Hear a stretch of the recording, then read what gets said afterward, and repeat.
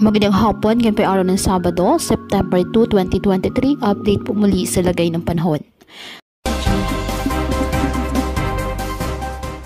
Tatlong bagyo at dalawang low pressure area ang minomonitor ngayon sa loob po at labas ng ating Philippine Area of Responsibility. Ito po ay ang bagyong Saula na dati pong bagyong Sigureng at ang bagyong Sihana na may international name na Haikoy at ang Tropical Storm Kirugi na nasa labas din po ng ating PAR. Bahagyang lumakas ang bagyong Sihana habang mas lumalapit ito sa Taiwan. Sa huling namataan ng pag-asa, east-northeast ng Itbayat, Batanes at taglan lakas ng hangin na 130 km per hour at pagbugso nitong 160 km per hour.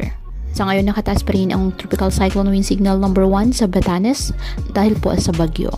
Tatama ang bagyong Hana sa Taiwan sa araw ng Linggo ng gabi at makakalabas din ito ng ating PAR sa araw ng Lunes ng umaga o hapon. Patuloy naman pong kumikilos papalapit sa southwest ng Japan ang bagyong Kirugi. Samantala, isang low pressure area ang nabuo malapit sa Guam, ngunit sa ngayon ay mababa ang tsansang maging bagyo. Isa pang bagong low pressure area naman nasa silangan ng Bicol Region.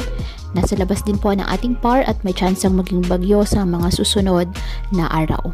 Ang southwest monsoon o habagat ay patuloy pa rin po na pinapalakas ng bagyong Hana at ng dalawang bagyo na nasa labas ng ating PAR, ang bagyong Saula at ang bagyong Kirugi, kung saan magdadala po ng monsoon rains dyan sa western portion ng Luzon sa mga susunod na araw. Ngayong araw, ang Batanes, Babuyan Islands, Ilocos Region, Cordillera Administrative Region, Nueva Vizcaya, Zambales, Pampanga, Bataan, Aurora, Bulacan, Metro Manila, Calabarzon, Mimaropa, Bicol Region, Western Visayas, and the northern portion of Eastern Visayas, apektado po na habagat. Kaya makakaasa din po dyan ng mga pag-ulan na may bugso ng hangin.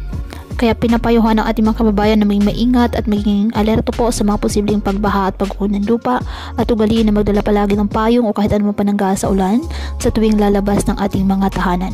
At yan po muna ang update sa lagay ng panahon ngayong araw. Muli patuloy po tayo na mag-ingat at palaging tandaan, God loves you. Stay safe and God bless.